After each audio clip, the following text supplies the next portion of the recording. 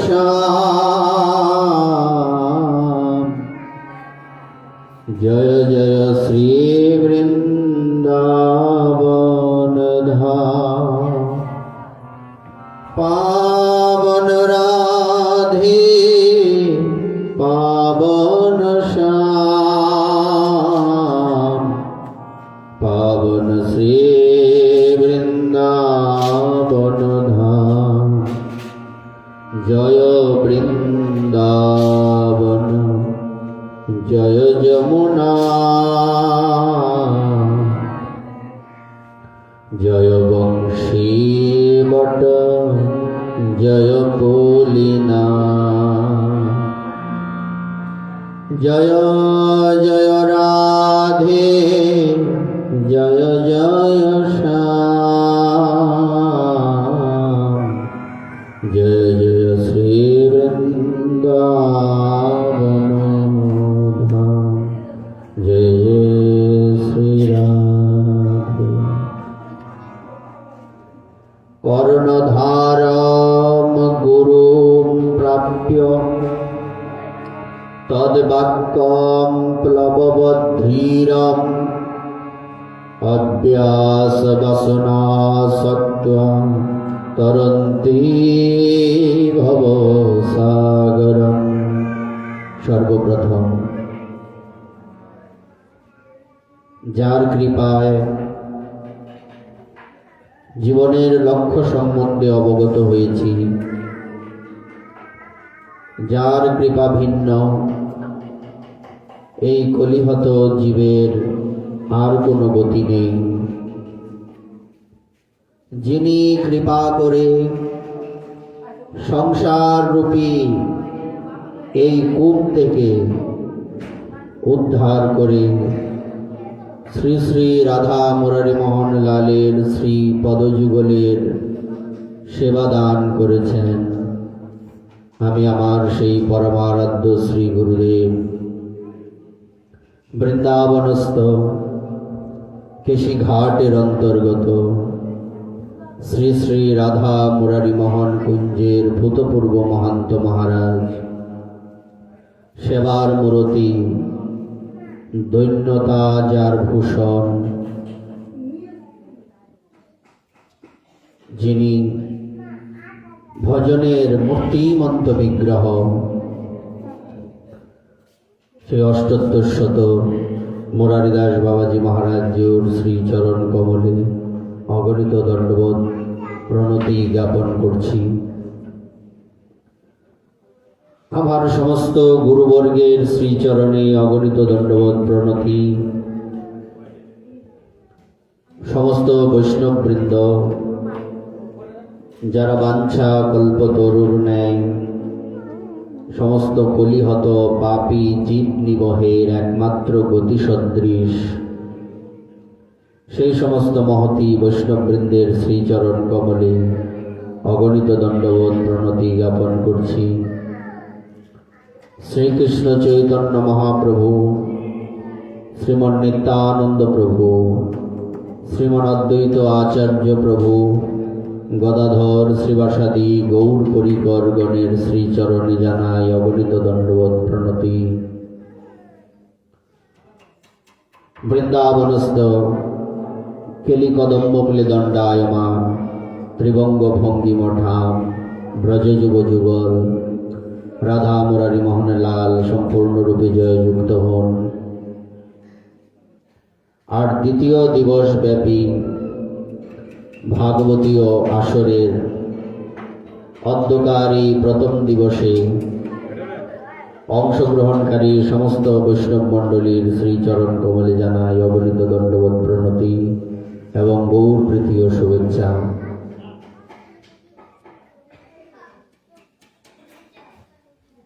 শ্রী শ্রী গুরুবন্ধনায়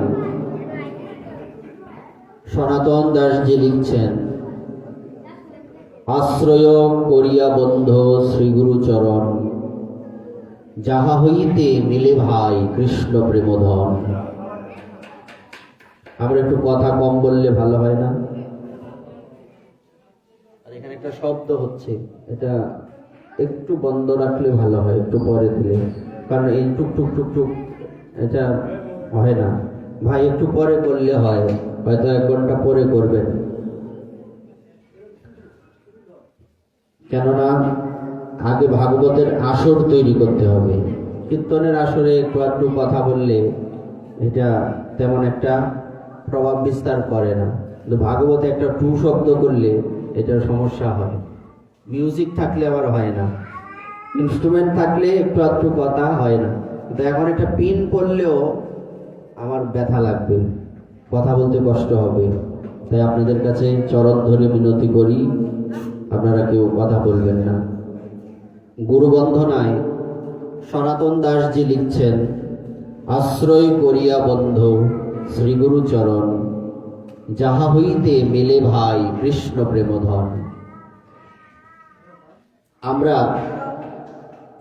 আজকে এই গুরু বন্ধনার কয়েকটি অংশ, কয়েকটি পয়ার কিঞ্চিত আলোচনা করার প্রচেষ্টা করব। মূলত ভাগবতীয় আলোচনা একমাত্র ভগবান ব্যাসদেব ব্যতীত আর কারো করার কোনো ক্ষমতা নেই। উনি কৃপা করে যাকে যা বলাবেন সেটাই সে বলতে পারবে। ভাগবত যোগ্যতা দিয়ে হয় না, যদিও ভাগবতের আসরে ব্যাসাসনে বসতে যোগ্যতা লাগে, কিন্তু ভাগবত কথা যোগ্যতা দিয়ে হয় না। ভাগবত কথা হয় অনুভবের দ্বারা, অনুভূতির দ্বারা। তারপর কি বললেন, জীবেরও নিস্তার লাগি নন্দসুত হরি, ভুবনে প্রকাশ হলেন গুরুর উপধরি। প্রথমেই বললেন আশ্রয় করিয়া বন্ধু। আশ্রয় মানে কি? আমরা যে এখানে বসে আছি, এখানে যদি এত সুন্দর একটা নাট মন্দির না থাকতো, খোলা মেলা থাকতো, এখানে বসতে পারতাম কি? এমনিতেই তো বসতে কষ্ট হচ্ছে শীতের দিন, আর আশ্রয় না থাকলে, উপরে শেল্টার না থাকলে আরো কষ্ট হতো, এখানে বসতামই না। আশ্রয় হচ্ছে এরকম একটা জিনিস।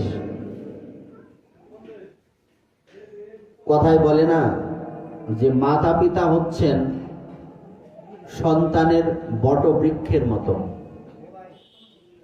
মাতা পিতা যদি কোনো দায়িত্ব পালন না করেন, শুধু ঘরের মধ্যে পড়ে আছেন, তাও সন্তানের জন্য এটা বিশাল একটা শক্তি, এটা একটা আশ্রয়। তেমনি ভক্তি মার্গের আশ্রয় হচ্ছেন শ্রী গুরুদেব। শ্রী গুরুদেবের কৃপা ভিন্ন ভক্তি কোনোদিনই আমরা লাভ করতে পারবো না। ভক্তি মার্গটা এমন একটা মার্গ, এটা বিসিএস ক্যাডার হওয়ার মতো। বিসিএস ক্যাডার হওয়া কিন্তু অত্যন্ত কঠিন, সবাই পারে না। কতবার পাশ করেও ফেল করে যায়, কতবার রিটেনে ভাইভাতে কত জায়গায় কতভাবে ফেল করিয়ে দেয়। ওই যোগ্যতাটা অর্জন করতে অনেক কষ্ট করতে হয়। তেমনি ভক্তি মার্গটা হচ্ছে বিসিএস ক্যাডার হওয়ার মতো, ভক্তিটা লাভ করা। আমাদেরই বাংলাদেশের মধ্যে সবচেয়ে উচ্চতম পড়াশোনার শ্রেষ্ঠতম শিখরে কি অবস্থিত আছে? এই বিসিএস ক্যাডার হওয়া।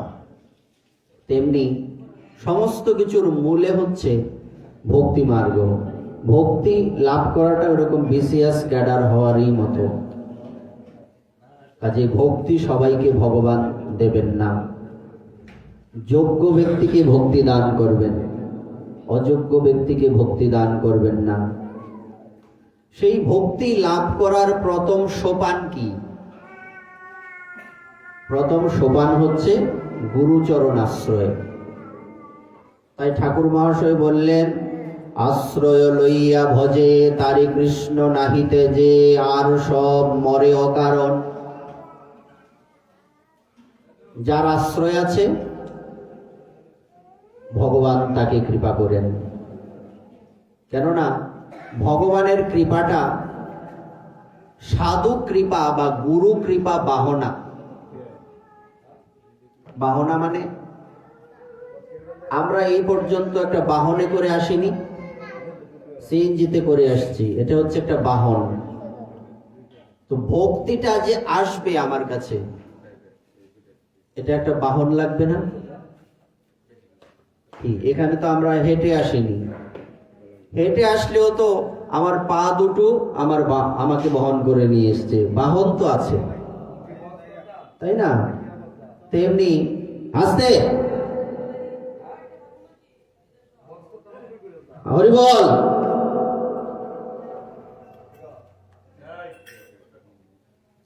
তেমনি ভগবানের কৃপাটা হচ্ছে সাধু কৃপা বাহনা। সাধুরূপী বাহনকে আশ্রয় করে ভগবানের কৃপাটা আমাদের কাছে আসেন। এটা কিরকম দেখবেন, একটু আগে যখন আমরা বৈষ্ণব বন্দনা করছিলাম, তোমারও হৃদয়ে সদাই গোবিন্দ বিশ্রাম।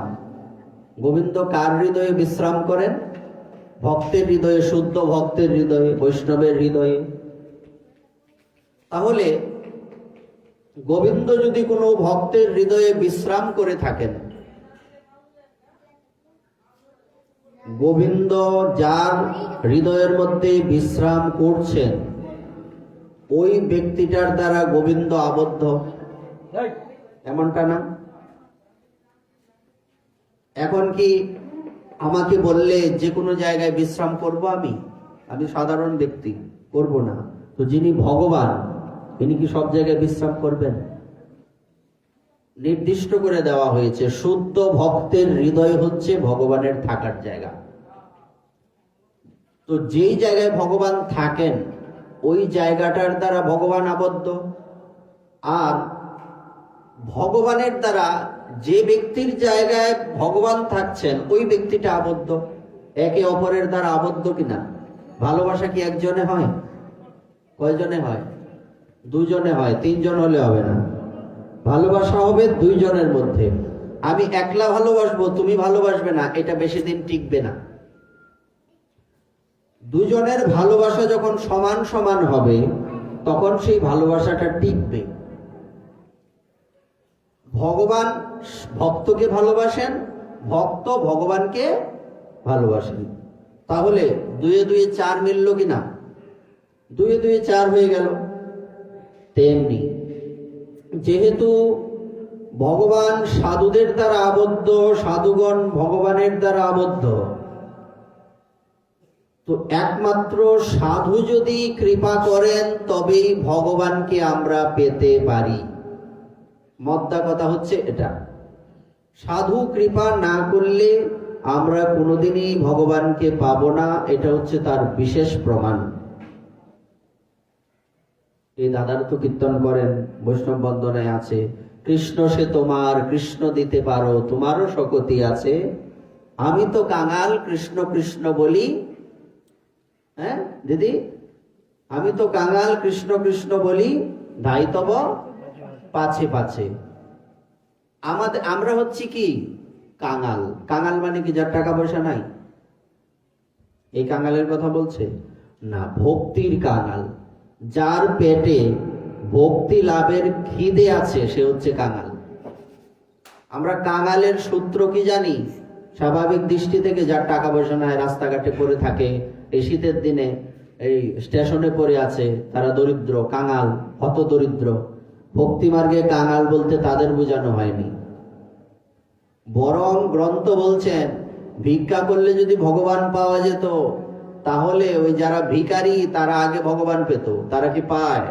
তারা নিজের পেটের দায়ে ভিক্ষা করে। আর ভক্তগণের ভিক্ষা, তাদের ভিক্ষা কি এক জিনিস না তো। তারা খায় আর ভক্তরা পায়। খাওয়া আর পাওয়ার মধ্যে পার্থক্য কি? খাওয়া মানে কি? আমাদের সমাজে একটা কথা প্রচলিত, খাইয়াই সব শেষ করলে। খাওয়া জিনিসটা কিন্তু আমাদের সমাজে ভালো অর্থে ব্যবহৃত হয় না। পাওয়া, প্রসাদ কি খায় না পায়? কেন পায়? প্রসাদ শব্দের অর্থ কৃপা। কৃপা খাওয়ার জিনিস না, কৃপা পাওয়ার জিনিস। আমরা এইভাবে ভেবেছি কোনোদিন? ও প্রসাদ পাইছনি, তো প্রসাদ পাওয়া এটা কেমন জিনিস? খাওয়া পাইলে সমস্যা কি? বলছে এই সমস্যা। খাওয়া শব্দটা হচ্ছে নিম্নতম বিষয়। কেমন লাগে? শেষ করলে সব খায়া বিনাশ করে এরকম। কিন্তু পাওয়াটা কি? প্রসাদ পেয়েছো? হ্যাঁ পেয়েছি। পাওয়া, কৃপা, প্রাপ্ত করা, তাই না? তো কৃষ্ণ হচ্ছেন স্বয়ং বৈষ্ণবদের সম্পত্তি। এখানে যে আমরা এসছি, আপনারা যদি এখানে আমাকে না ডাকতেন, আসতাম এমনি, আসতাম মন্দির দর্শনে আসতাম। এখানে যদি আপনারা চাইতেন এই তোমাকে এখানে জায়গা দেওয়া হবে না, গেটের থেকে আমাকে দূর করে দিতেন, আমি এখানে আসতে পারতাম? কেন? এটা হচ্ছে আপনাদের সম্পত্তি, আপনাদের জায়গা। তো ভগবান হচ্ছেন ভক্তের সম্পত্তি। এরকম উনি যদি চান আপনাকে গোবিন্দ দান করতে পারেন, উনি যদি না চান কোনোদিনই আপনি ভগবানকে পাবেন না। তাই এখানে বলছে আশ্রয় করিয়া বন্ধ শ্রী গুরুচরণ। আমি কেন গুরুচরণ আশ্রয় করব?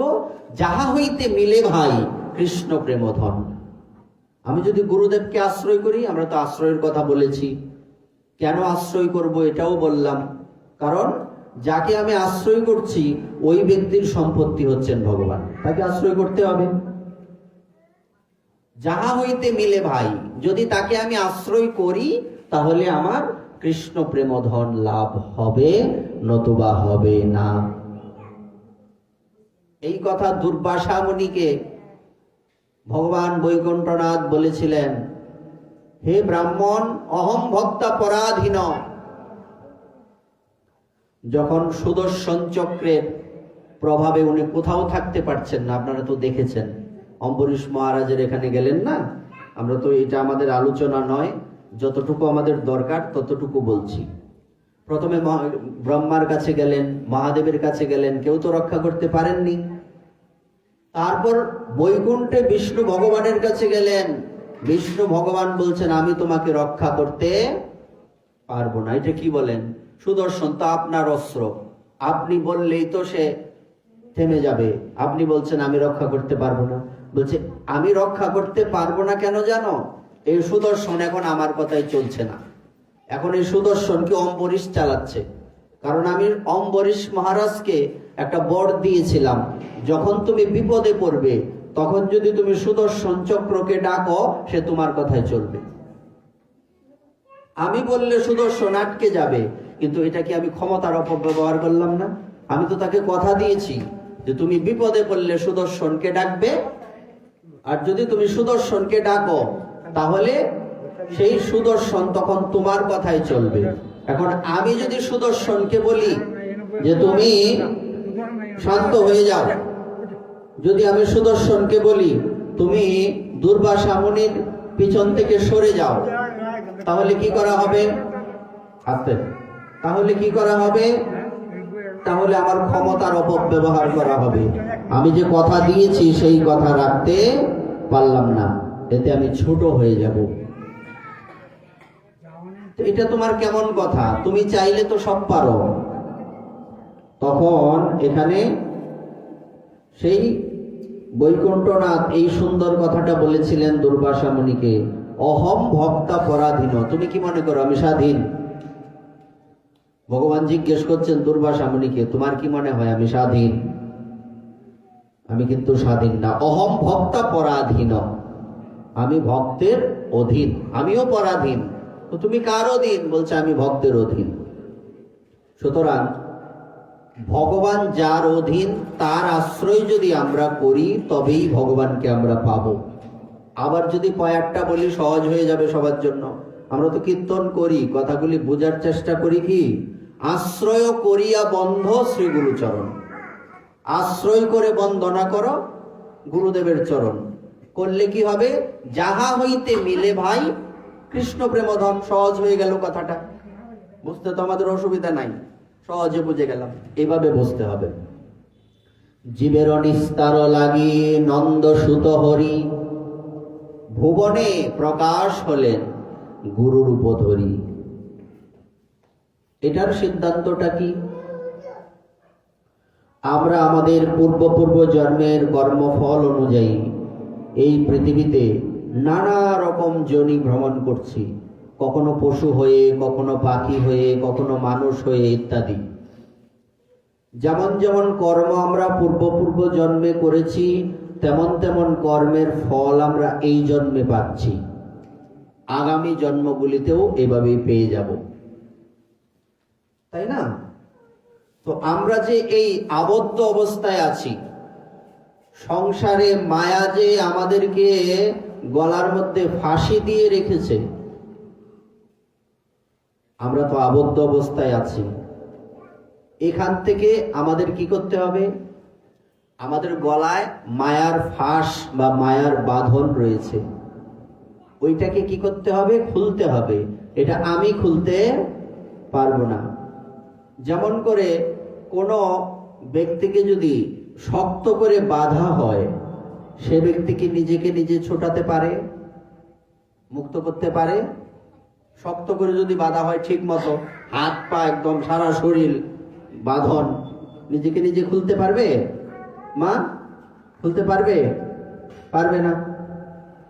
তেমনি মায়া আমাদের গলার মধ্যে যে বাঁধন দিয়েছে, এটা শক্তিশালী বাঁধন। এই বাঁধন আমরা খুলতে পারবো না। এই বাঁধন খোলার জন্য কাকে প্রয়োজন? গীতাতে ভগবান বলেছেন যে কি, দৈবী হিয়াসা গুণময়ী মম মায়া দুরত্যয়া। আমার এই দৈবী গুণ সম্পন্ন ত্রিগুণাত্মিকা মায়া অত্যন্ত শক্তিশালী। এর থেকে মুক্ত হওয়া প্রায় অসম্ভব। অসম্ভব নয়, প্রায় অসম্ভব। তো এর থেকে মুক্তির উপায় কি? যদি তুমি এর থেকে মুক্তি পেতে চাও, মামে বোঝে প্রপদ্যন্তে মায়ামেতাম তরন্তিতে, যদি তুমি এর থেকে মুক্তি চাও, তাহলে তুমি আমার চরণে শরণ গ্রহণ করো, একে বলে আশ্রয়। যদি এর থেকে তুমি মুক্তি চাও, তাহলে তুমি আমার চরণে শরণ গ্রহণ করো। তো এই জন্য এখানে এই কথাটা বলছে, জীবেরও নিস্তারও লাগে। জীব মানে, জীব বলতে কিন্তু মানুষ নয়, প্রত্যেকটা জীবকুলের কথা বলা হয়েছে। দেখুন, আমাদের সনাতন ধর্মের এখানেই শ্রেষ্ঠত্ব। আমরা শুধু সনাতনীদেরই স্বর্গে পাঠাই না, আমরা শুধু সনাতনীদেরই ভগবানের কাছে পাঠাই না, আমরা সমগ্র জগতের মানুষ না শুধু। আপনারাই তো এখানে এই উৎসবের আয়োজন করেছেন, উপরে কি লেখা আছে? পুরো জগতের মঙ্গলের জন্য লিখেছেন কিনা? সমগ্র জগতের মধ্যে কি মানুষই আছে না আরো কোনো প্রাণী আছে? অনেক প্রাণী আছে। জীব জগতের মঙ্গলের জন্যই এইসব।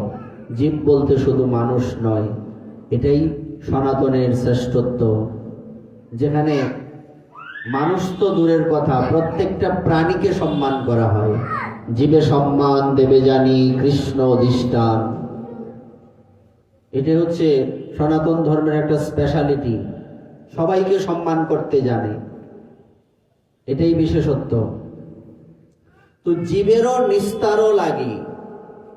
জীবকুলের নিস্তারের নিমিত্তে নন্দসুত হরি, নন্দসুত মানে নন্দ মহারাজের, সুত মানে পুত্র।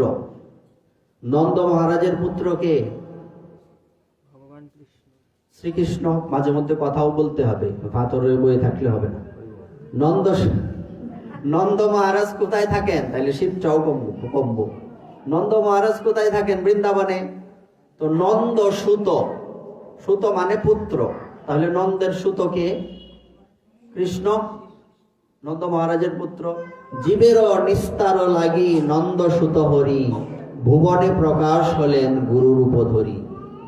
এটার অর্থটা কি? ছোট্ট একটা দৃষ্টান্ত দেই। যখন সনকাদি কুমারগণ, ব্রহ্মার 4 জন মানস পুত্র, যারা সবসময় 5 বৎসরের বালক থাকে, ওনারা যখন বৈকুণ্ঠে ভগবানের দর্শনে গিয়েছিলেন, তখন বিষ্ণু ভগবানের পার্ষদগণ জয় এবং বিজয় ওনাদেরকে আটকে দিয়েছিলেন, ভিতরে যেতে পারবে না, তোমাদের আমরা চিনি না, শরীরে নাই পোশাক, এখানে কি তোমরা? আমরা এটা সবাই জানি। তো সেই সনকাদি কুমারগণ অনেক বোঝানোর চেষ্টা করেছেন, এটা বৈকুণ্ঠ, বৈকুণ্ঠ যেখানে কুণ্ঠা নেই, যেখানে কি বলে, যেখানে কোনো বৈষম্য নেই তাকে বলে বৈকুণ্ঠ। কুণ্ঠা নেই যেখানে, এখানে কে নারী কে পুরুষ, কার শরীরে কাপড় আছে কার শরীরে কাপড় নাই, এইসব এখানে বিচার করা হয় না। তোমরা এসব বিচার করছো কেন? আমরা তো এরকমই থাকি সব সময়। বলছে না তোমরা এখানে ঢুকতে পারবে না। তখন অনেক বোঝানোর পরেও সেই জয় বিজয়কে শান্ত করা যাচ্ছিল না, ওনারা ঢুকতে দেবেনই না। তখন সনকাদি কুমারগণ কি করলেন? ওনারা জয় বিজয়কে অভিশাপ দিলেন যে তোমরা এরকম আমাদের সাথে অসুরদের মতো আচরণ করছো, এই জগতের মানুষ, পৃথিবীর মানুষের মতো আচরণ করছো, সুতরাং তোমরা এখানে থাকার যোগ্যতা রাখো না, তোমাদের পতন হবে। অভিশাপ দিয়েছেন। যখন অভিশাপ দিয়েছেন, সেখানে ভগবান বৈকুণ্ঠনাথ মানে ভগবান বিষ্ণু এসে উপস্থিত হয়েছেন। এসে হাত জোর করে সনকাদি কুমারগণকে বলছেন, হে ব্রাহ্মণগণ, হে সাধুবৃন্দ, আপনারা আমার অপরাধ ক্ষমা করবেন। বিষয়টা একটু মন দিয়ে শুনতে হবে। দেখুন, আমরা যদি ঠিকঠাক শাস্ত্রীয় সিদ্ধান্তগুলি, শাস্ত্রের যে রেফারেন্সগুলি বা শাস্ত্রীয় যে বিভিন্ন সাধুদের জীবনী রয়েছে, এগুলি যদি ঠিকঠাক মতো পড়াশোনা করতাম বা ঠিকঠাক মতো শ্রবণ করতাম, তাহলে আমরা প্রকৃতই ভক্ত হতে পারতাম। কিন্তু দুর্ভাগ্যের বিষয় হচ্ছে, আমরা ভক্ত তো দূরের কথা, মানুষই হইতে পারি না।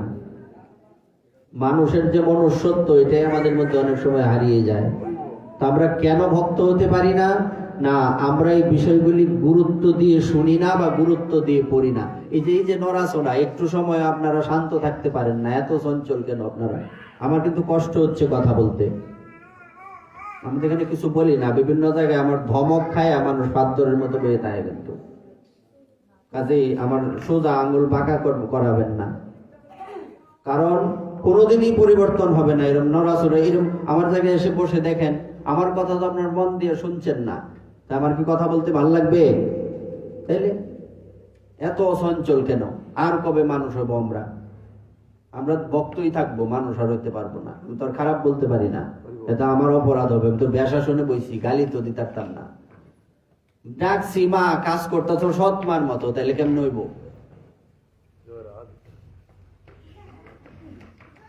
আচ্ছা, এইবার ভগবান বৈকুণ্ঠনাথ এখানে এসে হাত জোর করে সনকাদি কুমারগণকে বলছেন যে আপনারা আমার অপরাধ ক্ষমা করুন। ভগবান কি অপরাধ করছে? ভগবানের এখানে উনি কোনো অপরাধ করেছেন? তো উনি অপরাধ কি করেছেন, কি বলছেন? উনি একটা গুরুত্বপূর্ণ কথা বলেছিলেন। কথাটা হচ্ছে যে ভৃত্য যদি কোনো অপরাধ করে, এটা প্রভুরই অপরাধ। সন্তান যদি কোনো অপরাধ করে, এই অপরাধ বা দোষটা কার উপরে বর্তায়? মাতা পিতার উপরে বর্তায়। একজনে অপরাধ করলে বলে, দেখছে এটা কার ফুত? হ্যাঁ নেই। বাপ যদি ভালো হয় তাও বলবে বাপটাই খারাপ, নাহলে সন্তানটা এমন হয়েছে কেমনে। এই কথা বলে কিনা? ভগবান এই জন্য হাত জোর করে বলছেন, এরা তো আমার ভৃত্য, আমার দাস, তো এরা যেহেতু আপনার চরণে অপরাধ করেছে, আমি তাদের যথার্থ শিক্ষা দিতে পারিনি, তাই আমাকে ক্ষমা করুন। বিষয়টা বুঝেন, সনাতন ধর্ম কোন লেভেলের ধর্ম। এখানে ভগবানের কোনো হাতই নাই, তাও ভগবান এই কথা বলছেন। কত সুন্দর কথা। তখন জয় বিজয় মাথা নত করে দাঁড়িয়ে আছেন, কোনো কথাই বলছেন না। ভগবান বৈকুণ্ঠনাথ ওনারা বলছেন যে দেখো, তোমরা যে অপরাধ করেছো, এই অপরাধের শাস্তি তোমাদের পেতেই হবে। তোমাদের কা কথা, এই সাধুদের বিরোধিতা যদি আমার হাতও করে, আমি ওই হাতও কেটে ফেলে দ্বিতীয়বার ভাববো না। বিষয়টা একবার দেখুন তো কি বলছেন ভগবান। যদি ভক্তদের সাধুদের বিরোধিতা আমার হাতও করে, ওই হাতটা কেটে ফেলে দেওয়ার আগে আমি দুইবার ভাববো না। একদম আমাদের ভাষায় বলে যন্তন কাটটা ফেলাই দিলাম, দ্বিতীয়বার ভাববো না। তখন জয় বিজয় বলছেন, প্রভু আমরা তো তোমারই দাস, তো আমাদের কি গতি হবে? আমরা আপনার থেকে যখন দূরে চলে যাব, তখন আমাদের পরিস্থিতিটা কেমন হবে? ভগবান বৈকুণ্ঠনাথ তখন বলছেন, দেখো আমার এখানে কিছু করার নেই। সাধুর অভিশাপ আমি অবশ্যই সেটা কাটাতে পারি, কিন্তু আমি করব না। সাধু অভিশাপ দিয়েছেন, সেই অভিশাপের ফল তোমাদের ভোগ করতেই হবে। এখন সাধুগণ যদি তোমাদের কৃপা করেন, তবেই তোমাদের গতি হবে। তখন সিদ্ধান্ত হলো, সাধুগণ বললেন, দেখো আমরাও তো অভিশাপ দিয়ে ফেলেছি, এটা ফিরিয়ে নিতে পারবো না। তবে যদি বন্ধু হয়ে যাও, ভগবানের ভক্ত হয়ে যাও, পৃথিবীতে 7 বার যেতে হবে, 7 জন্ম যেতে হবে, পরে ভগবানকে পাবে। আর যদি শত্রু হয়ে যাও, তাহলে 3 জন্ম গেলেই হবে। সিদ্ধান্ত তোমাদের, তোমরা কি করবা? তখন জয় বিজয় বলছেন, যদি ভক্ত হয়ে গেলে 7 জন্ম যেতে হয়, তা ভক্ত হয়ে যায় লাভ নাই। এতদিন আমরা থাকতে পারবো না ভগবানকে ছাড়া, 3 জন্মই যাব, অসুর হয়ে যাব। বিষয়টা এবার বোঝা গেল। 3 জন্ম যাব। তো ওনারা কে ছিলেন? সত্য যুগে ছিলেন হিরণ্যকশিপু আর হিরণ্যাক্ষ, 2 ভাই। তারপর ত্রেতা যুগে রাবণ কুম্ভকর্ণ, আর দাপর যুগে শিশুপাল আর দন্তবক্র। এই 3 জন্ম ওনারা এসেছেন, এসে ওনাদের পাপকে কাটিয়েছেন। এখন যেটা আমাদের প্রসঙ্গ, সেটা হচ্ছে যখন জয় বিজয় ভগবানের কাছে প্রার্থনা করছেন, প্রভু তোমার থেকে দূরে যেতে হবে, এটাই তো আমাদের দুর্ভাগ্য। প্রভু আমাদের গতিটা কিভাবে হবে, কি হবে, তুমি কৃপা করে বলো। তখন বৈকুণ্ঠনাথ বলছেন, তোমাদের কি মনে হয়? তোমাদের কি মনে হয়? তোমরা অভিশাপ পেয়েছো, আমি খুশি, কারণ তোমরা তো আমারই দাস, আমারই সন্তান। আমার সন্তান কষ্ট পাবে, অসুর হয়ে জন্মগ্রহণ করে এই পৃথিবীতে তাদের যন্ত্রণায় সাধুগণ সমস্ত জীবকুল অতিষ্ঠ হয়ে যাবে, এটা কি আমি কামনা করি? এটা তো আমি কামনা করতে পারি না, কিন্তু আমার তো কিছু করার নেই। তবে শোনো, তোমরা এটা মনে করো না যে তোমাদের শাস্তি পাইয়ে আমি খুব খুশি আছি, চিন্তা করো না। ভগবান একটা কথা বলেছিলেন, একটা দড়ির মধ্যে দুপাশে যদি 2টো ইট বেঁধে দেওয়া হয়, এক পাশের ইটটাকে যদি উপর থেকে ফেলে দেওয়া হয়, আরেকটা ইট পড়ে যাবে নাকি ওটা ওখানে আটকে থাকবে? পড়ে যাবে, আটকে থাকার তো ব্যবস্থা নেই। আপনি আকাশে নিয়ে একটা দড়ির মধ্যে এই পাশে একটা ইট, ওই পাশে আরেকটা ইট, বিমান থেকে আপনি ফেলে দিলেন। এখন একটা ইট ফেলে দিলেন, আরেকটা ইট কি পড়ে যাবে না? তেমনি তোমরা তো আমার দাস, তোমরা যদি বিষয়ের মধ্যে যাও, আমাকেও ওখানে তোমাদের রক্ষা করতে যেতে হবে। শব্দটা বুঝুন। তখন সেখানে লক্ষ্মী দেবী উপস্থিত হয়েছিলেন। লক্ষ্মী দেবী বলছেন যে এখন তাদেরকে উদ্ধার করার মার্গ প্রদর্শন করুন, যত তাড়াতাড়ি সম্ভব তারা যাতে আবার বৈকুণ্ঠে ফিরে আসে। তখন ভগবান বৈকুণ্ঠনাথ বলছেন, এই কাজে তোমারও কিছু ভূমিকা আছে, তোমাকেও কিছু পালন করতে হবে। বলছে কি করতে হবে? আমি যদি পৃথিবীতে যাই তোমাকেও যেতে হবে। গেলাম, দোষ কি? বলছে গেলাম বলো না, অনেক কষ্ট ভোগ করতে হবে ওখানে গিয়ে। বলছে করলাম। বলছে শোনো কি কষ্ট ভোগ করতে হবে, আগে শুনে নাও। তুমি যখন সীতারূপে যাবে, এই সন্তানই তোমাকে অপহরণ করবে, বুঝতে পারছো তো? বলছে আমার কোনো সমস্যা নেই, অশোক বনের মধ্যে থাকতে হবে 10 মাস সময়কাল। বলছে তাও কোনো সমস্যা নেই, আমার সন্তানদেরকে উদ্ধার করার জন্য আমার যদি আজীবন নরকবাস করতে হয় আমি তাই করতে রাজি আছি। বিষয়টা ভাবুন তো, আপনি যদি 2-4-5 জন সন্তানের মা হন, লক্ষ্মী দেবী তো সারা জগতের মা।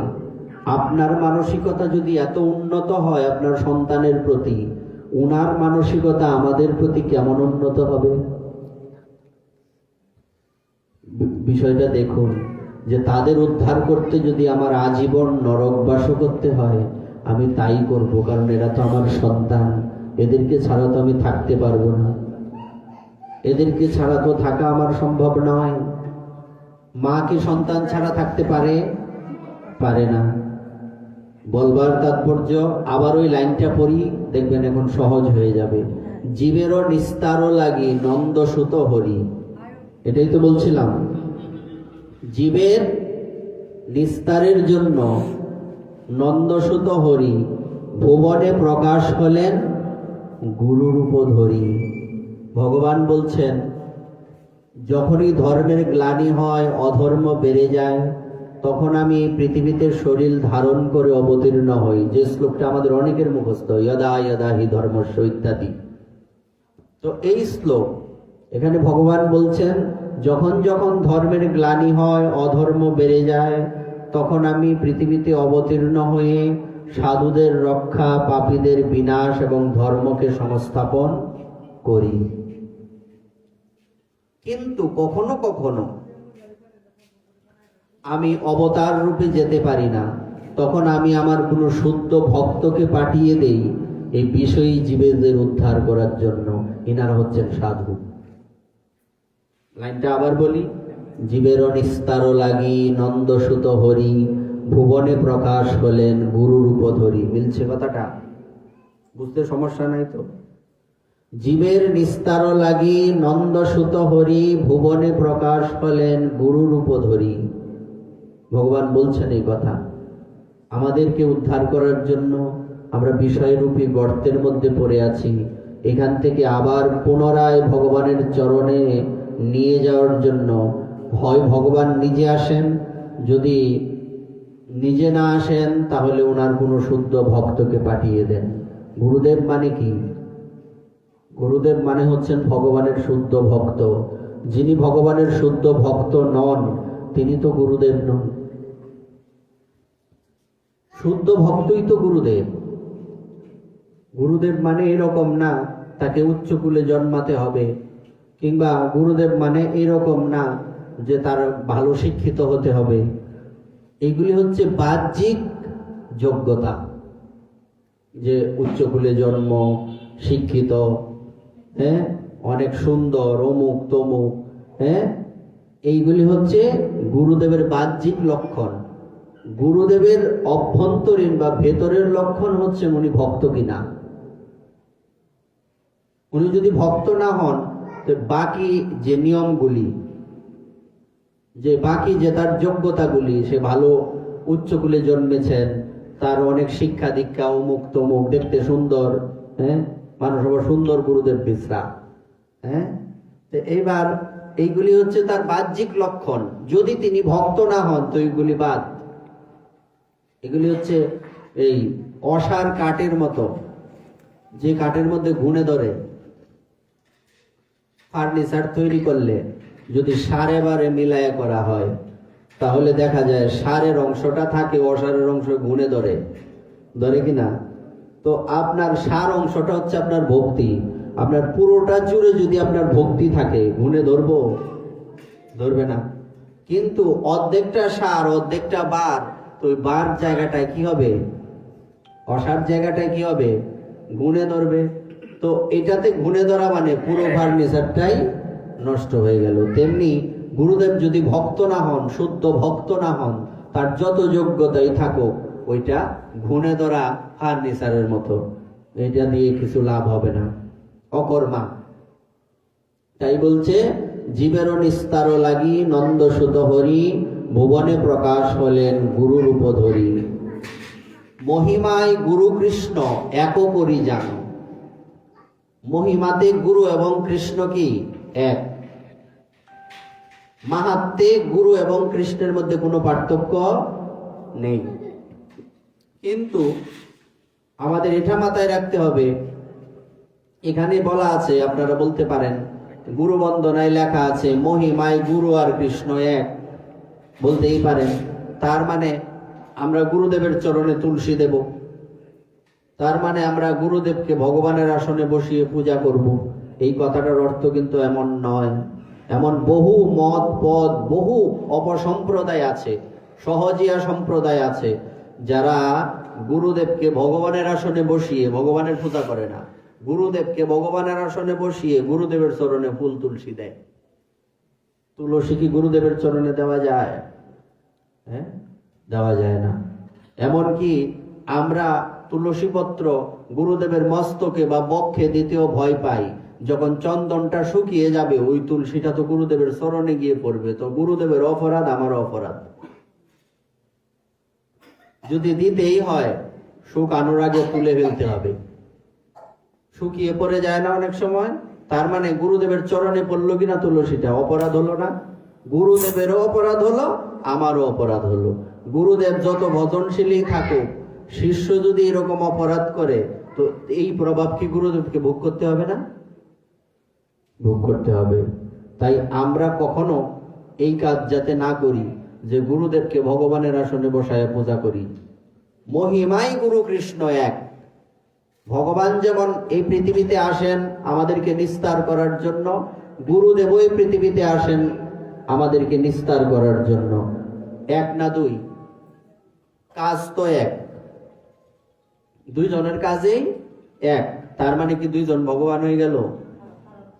না, ভগবান ভগবানই, গুরুদেব গুরুদেবই। বরং শাস্ত্রে গুরুদেবকে ভগবানের থেকে বেশি গুরুত্ব দেওয়ার কথা বলা আছে। আমরা দেইও, ভগবানের থেকে বেশি গুরুত্ব দেই না আমরা গুরুদেবকে? গুরুত্ব বেশি দেই, কিন্তু ভগবান মানাই না। ভগবান মানাই? তো এই জন্য আমরা যাতে গুরুকে ভগবান না ভাবি, ভগবানের থেকে বেশি ভাবলে আপত্তি নাই, কিন্তু ভগবানের স্থানে যে কর্মগুলি, এইগুলি যাতে না করি, তাহলে গুরুদেবের অপরাধ হবে, আমাদের অপরাধ হবে। মাহাত্ম্যে গুরু আর কৃষ্ণ এক। গুরু আজ্ঞা হৃদে সব সত্য করি মানো। গুরুদেবের আজ্ঞাকে হৃদয়ের মধ্যে কিভাবে ধারণ করতে হবে? সত্য করি মানো। গুরুদেবের আজ্ঞাই শিষ্যের একমাত্র লক্ষ্য। শিষ্যের কাজ কি? শিষ্য হচ্ছে গুরুদেবের দাস। তো দাসের কাজ কি? প্রভুর সেবা করা। গুরুদেবের সেবা কয় প্রকার জানি? জানা দরকার না, আপনারা দীক্ষা নিছেন না, এই জন্য তো জানি না, যে মাথা লড়াই বাড়ে গিয়া মনে থাকবে না। গুরুদেব আর বলছে কি, গুরুদেবের সেবা কয় প্রকার? দুই প্রকার। একটা হচ্ছে বপু সেবা, আর একটা হচ্ছে বাণী সেবা। বপু সেবা মানে সাক্ষাতে গুরুদেবের সেবা। এই চরণ সেবা হইতে পারে, গুরুদেবের এই বিভিন্ন সেবা, এই কাপড় টাপড় ধুয়ে দেওয়া হইতে পারে। ওই যে সাক্ষাতে যে সেবা, এটাকে কি বলে? বপু সেবা। আর বাণী সেবা মানে গুরুদেবের আজ্ঞা পালন করা। যদি আপনি গুরুদেবের আজ্ঞা পালন না করেন, তাহলে আপনি শিষ্যই না। সাক্ষাতে তো আপনি গুরুদেবের সেবা করবেনই, কিন্তু সবচেয়ে বড় সেবা হচ্ছে গুরুদেবের আদেশ পালন করা। এখানে একটা বিষয় খটকা থাকে, সেটা হচ্ছে গুরুদেবের আদেশ যে আমি পালন করব, গুরুদেব আদেশটা কোন জায়গা থেকে দেবেন? এটা কিন্তু একটা বিশাল প্রশ্ন। গুরুদেব কি নিজের মন থেকে আদেশ দেবেন, নাকি ওনারও কিছু নিয়ম কানুন আছে? একটা কথা বলে, বাবারও বাবা আছে, বলে কিনা? বাপেরও বাপ আছে না? হ্যাঁ, তা আমি আমার গুরুদেব যদি আমার পিতা হন, আমার গুরুদেবেরও তো আরেকজন পিতা আছেন, গুরুদেব আছেন নাকি? এইভাবে যদি স্টেপ বাই স্টেপ উপরে যাওয়া হয়, তাহলে আমরা একদম অন্তে কাকে পাবো? ভগবানকে পাবো অন্তে। তো অন্তে যদি আমরা শেষ পর্যন্ত যদি ভগবানকে পাই, তাহলে গুরুদেবের যে বাণী, গুরুদেবের যে বাক্য, গুরুদেবের যে আদেশ, এই আদেশটা কোথা থেকে আসবে? ভগবানের আদেশেই গুরুদেবের আদেশ। অর্থাৎ আর একটু সহজ করে বললে, এবার ভগবানকে আমরা দেখিনি, তো ভগবানের আদেশ কি করে বুঝবো? বলছে ভগবানের আদেশ কোথায় আছে? বলছে শাস্ত্রে। শাস্ত্রই ভগবানের আদেশ। ভগবান যদি পিতা হন, শাস্ত্র হচ্ছেন আমাদের মাতা। গীতাকে আমরা কি বলি? কি বলে সম্বোধন করি? মা বলি না? মা হইল কেমনে? খালি মা বললে হবে? এটা বেটি মানুষ, গ্রন্থ আবার মা হয় কেমনে? জীবনে কি প্রশ্ন করছি না মাথায় আইছে? মাথার মধ্যে আসবে কিভাবে? আমাদের মাথায় তো সব আজাইরা চিন্তা আর হইলো জিলাপির ফেস। এই প্রশ্ন তো আমাদের মাথায় আসার কথাও না। সূত্রা গাছে তো আর আম ধরতো না। যে মাথার মধ্যে দুনিয়ার বিরিঙ্কিলি, এই মাথায় তো ভগবানের চিন্তা আসবে না। এই জন্য কি বলছে দেখুন তো কথাটা কেমন কথা বলছে, যে গুরুদেব উনি যে কথাগুলি বলবেন, কোথা থেকে বলবেন? শাস্ত্র থেকে বলবেন। আমরা বলছি শাস্ত্র হচ্ছে মা। ভগবান যদি পিতা হন, শাস্ত্র মা কিভাবে হইল? প্রশ্ন হইল এটা। শাস্ত্র মা কি করে হলেন? বলছে একমাত্র মাই বলতে পারেন বাবাকে, না অন্য কেউ বললে হবে? আমার বাবাকে এটা একদম একুরেট ভাবে কে বলতে পারবে? আমার মা বলতে পারবে না, আর কেউ বলতে পারবে না। তেমনি ভগবানকে এটা শাস্ত্ররূপী মাই বলতে পারবেন, অন্য কেউ বললে হবে না। তাহলে এই শাস্ত্র হচ্ছেন প্রধান। গুরুদেব যে আদেশ করবেন আমাদের, এই আদেশ শাস্ত্র থেকে করবেন। অশাস্ত্রীয় কোনো আদেশ যদি গুরুদেব করেন, ওই দিনেই তার গুরুত্ব নষ্ট হয়ে গেল।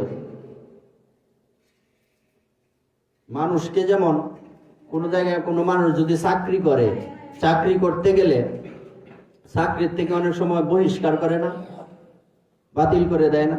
কেন দেয়? তার কোনো একটা দোষ হয়েছে, ভুল অপরাধ হয়েছে, এই জন্য তাকে চাকরি থেকে বহিষ্কার করা হয়। যেদিন গুরুদেব শাস্ত্রের বাইরে নিজের সুবিধার জন্য নিজের মন গড়া কোনো আদেশ শিষ্যকে করবেন, ওই দিন ওনার কি হয়ে গেল? ওই দিন ওনার চাকরি নট। বিষয়টা কি আমরা বুঝতে পারছি? গুরুদেবের যেদিন গুরুদেব শাস্ত্রের বাইরে কথা বলবেন, অশাস্ত্রীয় সিদ্ধান্ত আমাদেরকে দেবেন, ওই দিন ভগবানের যে খাতার মধ্যে তার নাম লেখা আছে, মাসে মাসে যে বেতন দেন ভগবান, বলছে কি বেতন দেন? বলছে ভক্তিটা হচ্ছে বেতন। ভগবানের চরণে ভক্তিটা হচ্ছে ভক্তের জন্য বেতন। ওই ভক্তির খাতার থেকে তার নামটা কেটে দেওয়া হবে। তখন সে আর গুরু রইল না। গুরু তফরের কথা, সে অমানুষের জায়গায় তার নাম উঠে গেল, লাল কালির দাগ। যেমন কারো নামের সাথে যদি লাল কালির দাগ পড়ে, তার কিন্তু সরকারি চাকরি হবে না। মামলা হইলে সরকারি চাকরি হবে? কোনোদিন সম্ভব নয়। তেমনি কোনো ব্যক্তি সে যদি অশাস্ত্রীয় কথা বলেন, তখন তার নামের সাথে লাল কালির দাগ যুক্ত হয়ে গেছে, সে গুরুদেব হওয়ার যোগ্যতা রাখেন না। এই জিনিসটা আমাদের মাথায় রাখতে হবে। গুরু মানে কি নিজের সুবিধার জন্য শিষ্যকে ব্যবহার করব, কানে কানে ফিস ফিস, মাসে মাসে চান্দা দিস, এইটা গুরু না। হ্যাঁ, 365টা শিষ্য হইলে আর কি লাগে দাদা? আর কিছু লাগে? বছরে আমার 365 জন শিষ্য, বছরে যদি এক শিষ্যের বাড়িতে একদিন যায়, পুটলাটা কত বড় হইব? কত বড় গাড়ি বুঝায়। তা আমার তো দরকার নাই এত শিষ্য, যারই দান্তা আছে সে গুরু না, তার নামের সাথে লাল কালির দাগ আছে, অহন করতেছে চালাকি, পরে বুঝবো জ্বালাকি। এই সমস্ত গুরুদের থেকে আমাদের দূরে যেতে হবে। এই সমস্ত গুরুদেরকে গুরুর স্তরে ভগবান রাখেননি। অনেকে প্রশ্ন করেন, আমি ভুল করে না জেনে, তখন তো জানতাম না, আমি এমন এক গুরুদেবের কাছে গেছি, তিনি শাস্ত্রের সাথে মিলেই নাই তার জীবনের জীবনী, সে শাস্ত্রে কি বলছি তা মানেই না, আমিষ খাইতেছে আরামসে, মালা নাই, তিলক নাই, কোনো নিয়ম কানুন নাই, সদাচার নাই। তাই আমার এখন কি করা উচিত? লাখ টাকার প্রশ্ন, কিন্তু এটা কোটি টাকার প্রশ্ন। হ্যাঁ, আমার কি করা উচিত? স্কন্দ পুরাণ বললেন, তখন তোমাকে একজন সৎ গুরুদেবের চরণ আশ্রয় করতে হবে। তুমি যার কাছে এতদিন ছিলে, যার আশ্রয় এতদিন ছিলে, তাকে সম্মান করবে। গুরু তো আর গুরুই রইল আজীবন, সমস্যা নাই। কিন্তু তোমার যদি পরিবর্তন হতে হয়, তাহলে একজন সৎ গুরুদেবের চরণ তোমাকে আশ্রয় করতে হবে, না হলে তোমার জীবনে পরিবর্তন হবে না। বিষয়টা এরকম, আমি একজন শিক্ষকের কাছে প্রাইভেট পড়ি, গেলাম, গিয়া দেখলাম যে ওনার কাছে পড়লে আমি পাস করতে পারতাম না। সর্বনাশ, আমি এই গুরু ধরছি আর সারণ যেত না, তো এই শিক্ষক রে সারকেরে এনই পড়ে ফেল কর, সমস্যা কি? ফেল করলে ভালো না? তো এই সময় ঠিকই বিচার করো যে না, আমার আরেকজন এমন শিক্ষকের কাছে যেতে হবে যেখানে গেলে আমি পাস করতে পারবো, আমার রেজাল্ট ভালো হবে। তেমনি গুরু তত্ত্বটা এই জায়গাতে। এটা কাদের বেলায়? যারা শাস্ত্রের সাথে যাদের জীবনের কোনো মিলেই নাই, নিজের সুবিধার জন্য শ্যাপ না পায়া বৈরাগী, আমাদের একটা ভাষায় কথা বলে, হ্যাঁ, মানে যখন কোনো রাস্তা দেখে না, টাকা পয়সা ইনকাম করবো কেমনে, হ্যাঁ, এবার গুরুদেব সাহায্য জায়গা, ব্যাস, আর কিছু লাগে না। হ্যাঁ, সম্মানও পাওয়া যাবে, টাকা পয়সাও পাওয়া যাবে, আর কি লাগে?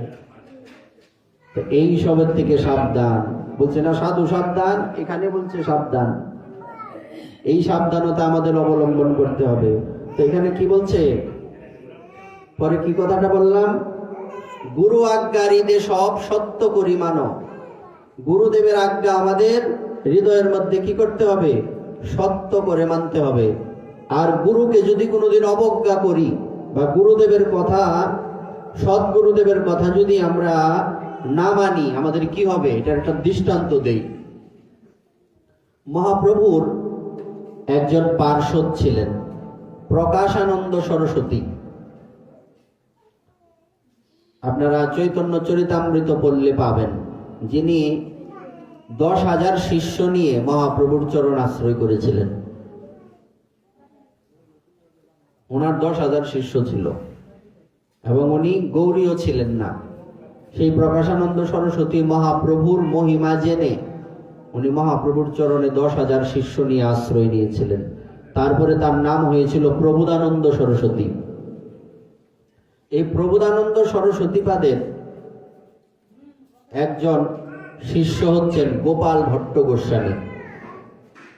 সরগোস্বামী তো আমরা জানি সবাই, জয় রূপ সনাতন, ভট্ট রঘুনাথ, তারপর শ্রীজীব গোপাল ভট্ট, দাস রঘুনাথ, আছে না? এই 6 জন গোসাইয়ের মধ্যে একজনকে গোপাল ভট্ট গোস্বামী। শ্রীজীব গোপাল ভট্ট, রূপ সনাতন, এটা তো একটা পয়ার ছন্দে লেখা। নামগুলি আমরা অনেকেই ভালো মতে বলতে পারবো না। একজন রূপ গোস্বামী, একজন সনাতন গোস্বামী। জয় রূপ সনাতন, রূপ গোস্বামী, সনাতন গোস্বামী। তারপর ভট্ট রঘুনাথ, রঘুনাথ ভট্ট গোস্বামী। জয় রূপ সনাতন, ভট্ট রঘুনাথ। শ্রীজীব গোপাল ভট্ট, শ্রীজীব মানে শ্রীজীব গোস্বামী, গোপাল ভট্ট মানে গোপাল ভট্ট গোস্বামী। দাস রঘুনাথ, রঘুনাথ দাস গোস্বামী। হচ্ছে 6 জন গোস্বামী। তো এর মধ্যে একজন হচ্ছেন গোপাল ভট্ট গোস্বামী। গোপাল ভট্ট গোস্বামী উনি ভগবানের ভজন করতে করতে এমন একটা, আর গোপাল ভট্ট গোস্বামীর শিষ্য হচ্ছেন,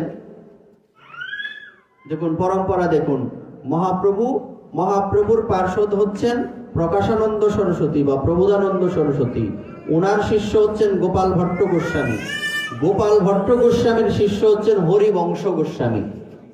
কি নাম? হরিবংশ গোস্বামী বা হরিবংশজি। এই হরিবংশজি উনি গুরুদেবের সেবা করে এবং ভগবানের ভজন করে এমন একটা স্তরে উন্নীত হয়েছিলেন, উনি প্রতিদিন যখন রাধা গোবিন্দের ধ্যান করতেন, স্মরণ করতেন, তখন সাক্ষাৎ রাধারানী ওনাকে নিজের প্রসাদী তাম্বুল দিতেন। একটু মন দিয়ে শুনি, এটা বলে বিশ্রাম দেব, অনেক রাত্র হয়ে গেছে। আমরা অনেক আগেই আসছি, আয়সা দেখি এখানে কেউই নাই, দোষ কি? আপনাদের আশীর্বাদ থাকলে আমরা 6-7 ঘন্টা বলতে পারি, সমস্যা নাই। এক আসনে ওইরকম অভ্যাস আছে। আমরা যখন ভাগবত সপ্তাহ করি তখন 5 থেকে 6 ঘন্টা বলতে হয়, আমাদের আপত্তি নাই। কিন্তু রাত্র হয়ে গেছে, আগে যদি সময় মতো আসেন বেশি কথা হবে, নাইলে আর আমার কি, আমি সময় কাটাই যাই না। এইসব কাজ আমাদের করতে পছন্দ না। যে 1 ঘন্টার পাঠে আধা ঘন্টা কীর্তন করতাম, অসম্ভব। এটা কীর্তন করতে আইছি নাকি পাঠ মানুষকে বুঝাইতে আসছি? এখন যদি ভক্তরা দুইটা একটা কথা নাই বুঝে কীর্তন করেই কাটাইলাম, তা আমি গলা বাইরে গিয়ে লাভ কি? কীর্তন তো বেক করলেও করতারে, জানলে আপরা নাই হ্যাঁ কীর্তন করতে পারে, পাঠ তো সবাই করতে পারে না। এরকম কিছু সুবিধাবাদী চালাক ফাটক আছে, যদিও বলতে নাই, পরে আবার সিগনাল বা যে কিরকম তারা কি করে, মানে প্রতিদিন পাঠ, আর কত পাঠ করব, কিন্তু এ কি কইব, শেষে কয় 1 ঘন্টা 1.5 ঘন্টা যদি পাঠ হয়, একটা পাঠের মিনিমাম সময় হচ্ছে 1 ঘন্টা 20 থেকে 1 ঘন্টা 30 মিনিট, বলছে মিনিমাম। তো এর মধ্যে এরা করে কি 40 মিনিট কীর্তন করে কাটায়, তো সময় অনেক কমে গেল না? বাকি সময় কথা বলবাম, সমস্যা কি? মাথার চাপটা কমবো, কথা বললে তো মাথায় চাপ পড়ে, কীর্তন করলে মাথায় চাপ পড়ে না। এটা একটা বুদ্ধি। এইসব পাঠ করে আমাদেরও পুষে না। হ্যাঁ, তাইলে জগতের লোক বুঝবে কি? একটা কথাও যদি কেউ শিখতে না পারে আমার পাঠের থেকে, তা আমার না আইসা লাভ কি? ভগবান বলছেন কি, একটু আগে বলছিলাম যে আমার দাস যেহেতু অপরাধ করেছে, এটা কার অপরাধ? আমারই অপরাধ। আমরা পাঠ করার পরেও যদি সমাজের অবস্থা এত খারাপ থাকে, এটা কার অপরাধ? বলেন, আমাদেরও উপরে বর্তায় কিনা? বর্তায়। সুতরাং আমরা কিন্তু এটাকে এড়িয়ে যেতে পারবো না। তাই আমরা চেষ্টা করব যে সঠিকটা বলে যাওয়ার জন্য। পরে যদি না মানে, প্রভু আমি তো কইছিলাম, এরা বুঝছে না, আমার কি দোষ? কিন্তু আমি যদি আমার দায়িত্বটা পালন না করি, তাহলে কি হবে? ওখানে গিয়ে আমাকে জবাব দিতে হবে। বৈষ্ণব হইলেই হবে না, স্বাধীনতা অর্জনের থেকে স্বাধীনতা রক্ষা করা কঠিন। আচ্ছা, এই হরিবংশজি উনি এই প্রতিদিন রাধা গোবিন্দদের আরাধনা করতে গিয়ে, তপস্যা করতে গিয়ে রাধা রানী যে তাম্বুল সেবা করেন। তাম্বুল মানে কি? তাম্বুল কি মা? পিছনে তোমরা পান খাও, অনেকের মুখে পান আছে। তাম্বুল, তাম্বুল তো পানি নাকি? তাম্বুল। এইবার তাম্বুল সেবা যে করেন রাধারানী, সেই তাম্বুল, চর্বিত তাম্বুল, প্রসাদী তাম্বুল হরিবংশজিকে দান করেন, প্রসাদ সাক্ষাতে প্রতিদিন। বিষয়টা বুঝবেন। এবার তাম্বুল সেবা মানে কি? আমরা যখন ভগবানকে তাম্বুল সেবা দেই, কি কি দেই? দেখবেন পদে লেখা আছে, অধরে তুলিয়া দিব কর্পূর তাম্বুলে, নাকি? আর কিছু আছে এখানে? জর্দা নাই, খয়া, সাদা পাতা, কালা পাতা, লাল পাতা আছে না? আছে। আমরা ভগবানকে দেই, শুন দেই, মানে এইগুলি যেহেতু ভগবানকে দেওয়া হয় না বা দেওয়া যায় না, এগুলো অপবিত্র, এই জন্য এগুলি খাওয়া যাবে তো? দাঁত তো শেষেই, আরো কত কিছুই শেষ, ভিতরের অনেক কিছু নষ্ট হয়ে যাবে। সুতরাং এটা ভাববেন না। অনেকেই বলে, এই তুমি ভক্ত, তুমি পান খাও কেন? আরে পান খাইতে ভগবানের সেবা তুই পান লাগে, শুনো দেও চুন খায়া এনো চুন এই ইয়ের মধ্যে বেশাসনের কোনা তো চুন পাওয়া যাবে অনেক জায়গায় খুঁজলে। এই অপবিত্রতা, এই যে কিভাবে ভগবানের সেবা করব আমরা? পান সেবা তাম্বুল অধরে তুলিয়া দিব কর্পূর তাম্বুলে। এটা কি আমি লিখছি না গ্রন্থের কথা? এটা তো আপনারাই পড়েন, কীর্তন করেন। হ্যাঁ, রাধা কৃষ্ণ প্রাণ মোর যুগল কিশোর, জীবনে মরণে গতি আর নাই মোর। এই লাইন বলতে বলতে একটা লাইন আছে, অধরে তুলিয়া দিব কর্পূর তাম্বুলে। এখানে কিন্তু জর্দা খয়ার সাদা কালা লাল পাতা এসব নাই। হ্যাঁ, সুতরাং যদি আমরা পান সেবাও করি, পান কিন্তু উপকারী জিনিস, বাকি যে দ্রব্যগুলি এগুলি সারা সেবা করতে হবে। ও একটার নাম আর 14টার কাম, তাইলে হবে না। সালা কি আজকে করলে কি পরে জ্বালা বুঝতে হবে। এইবার সেই প্রসাদী চর্বিত তাম্বুল হরিবংশজি প্রতিদিন সেবা করেন। এখন যার কথা বলছি, হরিবংশ কার শিষ্য? গোপাল ভট্ট গোস্বামীর শিষ্য। গোপাল ভট্ট গোস্বামী একটা গ্রন্থ লিপিবদ্ধ করেছেন, যেটা আমাদের গৌরীয়দের বিশেষ গ্রন্থ। এই গ্রন্থটার নাম হচ্ছে হরি ভক্তি বিলাস। আপনারা অনেকেই নাম শুনছেন, ভক্ত যেহেতু জানেন। হরি ভক্তি বিলাসে গোপাল ভট্ট গোস্বামী লিখেছেন যে একাদশীর দিনে তাম্বুল সেবা নিষেধ, লিখছে কিনা? এখন এই যে হরিবংশজি উনি প্রতিদিন রাধারানীর প্রসাদী তাম্বুল সেবা করেন, এই একাদশীর দিনও তো রাধারানী তাম্বুল দেন কিনা? তো উনি সেবা করেন। গুরুদেব বলছেন হরিবংশ একাদশীর দিনে তাম্বুল সেবা নিষেধ। তখন হরিবংশজি বলছেন, গুরুদেব রাধারানী সাক্ষাতে আমাকে তাম্বুল সেবা দেন। এইখানে তো নিয়ম কানুনের বিষয় নাই। আমাদের মানে স্বাভাবিক অবস্থায় কি মনে হয়, একাদশী হোক মনে আরো কিছু হোক, সাক্ষাৎ রাধারানী যদি উনার প্রসাদী চর্বিত তাম্বুল আপনাকে দান করেন, আপনি কি বিচার করবেন? বিচার করা কি উচিত? উচিত না। তো বলছে গুরুদেব এটা রাধারানী দেন। বলছে রাধারানী দিলেও সেবা করা একাদশীর দিন তোমার এই সেবা নিষেধ। এটার মধ্যে জর্দা খয়ার চুন নাই, কিন্তু কর্পূর তাম্বুল। তো এবার বলছে এটা নিষেধ। তখন হরিবংশজি মনে মনে ভাবছেন এটা একটা এই এক প্রকার সুসিবাইয়ের মতো, এটা গৌরিয়ার আর একটা আলগা নিয়ম। গুরুদেবের সাথে বলে নাই, মনে মনে বলছে এটা আজাইরা নিয়ম। অরে বাবারে কত নিয়ম করে, এরকম একটা আছে না, যে এইগুলি যাতে আর কইতে না পারো, এটার উত্তরটাও দিয়ে দিতেছি, মানে ফাঁক রাখতেছি না আর কি। হ্যাঁ, কই লেখছে অমুক তমুক কাউন যেত না, এটি কইতেছি, নাহলে তো পরে আবার সমালোচনা করবা আমি গেলে। মা ডাকছি তো পুতে তো বালাটাই কইব, মন্দটা কইতো না। এতটুকু বিশ্বাস তো থাকা উচিত আমাদের। কি মন্দটা বলবে, আর বললেই কি?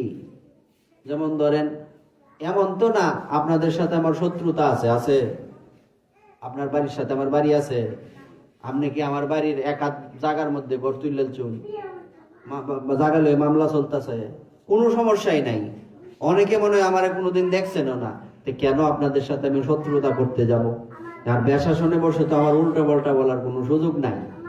অর্থাৎ যা বলছি শাস্ত্র থেকে সিদ্ধান্তটাই বলছি। তাই আমাদের কি করতে হবে, এই বিষয়গুলি মাথায় রাখতে হবে। যদি রাখতে পারি তাইলে হয়তো ভগবানের ভক্তি লাভ হইতেও পারে, আর না রাখতে পারলে নাও হইতে পারে, এটা ভগবানের হিসাব। আচ্ছা, তখন উনি মনে মনে বলছেন এটা আমার গুরুদেব একটা আলগা নিয়ম বার করছে। এটা কোনো কথা হইল? রাধারানী সাক্ষাতে তাম্বুল সেবা দেয় আমারে, আর গুরুদেব কয় যে এই একাদশীর দিন সেবা করা যাবে না। গুরুদেবের সাথে আচ্ছা করে হ করে, হ্যাঁ, পরে প্রতিদিন একাদশীর দিনও সেবা করে। তো আরেকদিন দেখেছেন গুরুদেব, হরিবংশ তুমি প্রতিদিন তাম্বুল সেবা করো, আজকে একাদশী, আজকেও তুমি সেবা করলা।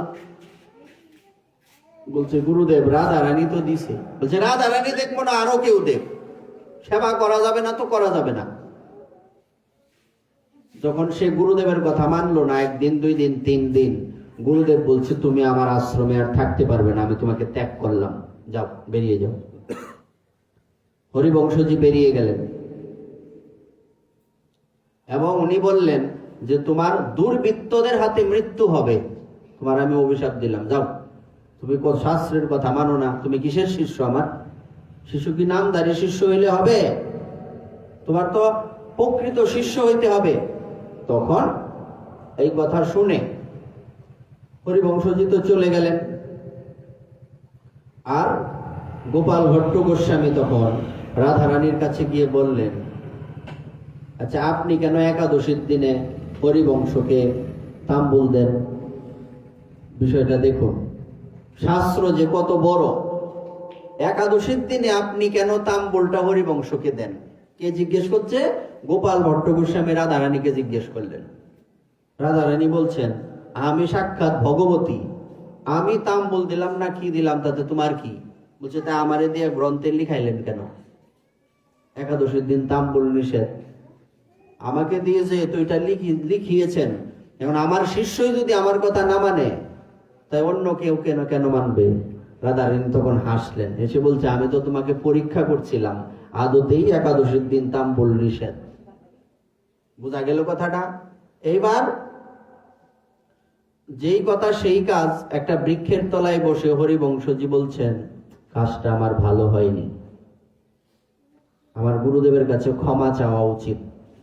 এমন সময় এক দুর্বৃত্ত তার গলা কেটে দিল। কিন্তু তার মৃত্যুর সময় কি ভাবছিল? সে ভাবছে আমার গুরুদেবের কাছে ক্ষমা চাওয়া উচিত। তার কাটা মাথাটা জলের মধ্যে পড়ে গেল, যমুনার জলে। তো গুরুদেব তখন সেখানে স্নান করতে এসছেন। কাটা মাথাটা ভাসতে ভাসতে গুরুদেবের কাছে, এই কাটা মাথা মুখ কথা বলছে, জয় গুরুদেব, জয় গুরুদেব, জয় গুরুদেব বলছে। ওখানে গিয়ে ওই কাটা মাথাটা, গুরুদেব স্নান করতে আসছেন, যমুনায় কিন্তু স্রোত আছে, দিদি গেছো না? স্রোত, এই স্রোতের মধ্যে এই কাটা মাথাটা ভাসতে গুরুদেবের সামনে গেল। তো মাথাটা তখন বলছে, গুরুদেব আমার অপরাধ হয়েছে, আমাকে ক্ষমা করুন। গুরুদেব তখন গোপাল ভট্ট গোস্বামী বলছেন, হরিবংশ, এই পৃথিবীতে তুমি কেন এসছো জানো? গুরুদেবের আজ্ঞা লঙ্ঘন করলে কি গতি হয়, তার কি দুর্গতি হয়, এটা বোঝানোর জন্যই ভগবান তোমাকে এখানে পাঠিয়েছেন। এই কর্ম সম্পন্ন হয়েছে, তুমি চলে যাও।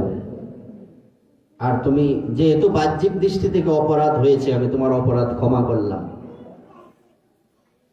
আবার ওখানে গিয়ে রাধারানীর চরণে গিয়ে তোমার সাথে আবার দেখা হবে। মূলত এই ঘটনা প্রবাহ কেন, এটার কারণ কি? আমাদেরকে শিক্ষা দেওয়ার জন্য। এর প্রমাণ আমরা পেয়ে গেলাম। সুতরাং সৎগুরুদেবের আজ্ঞা, আর গুরুদেবের আজ্ঞাটা কোথা থেকে দিছে? গ্রন্থ থেকে। মন গড়া দিছে?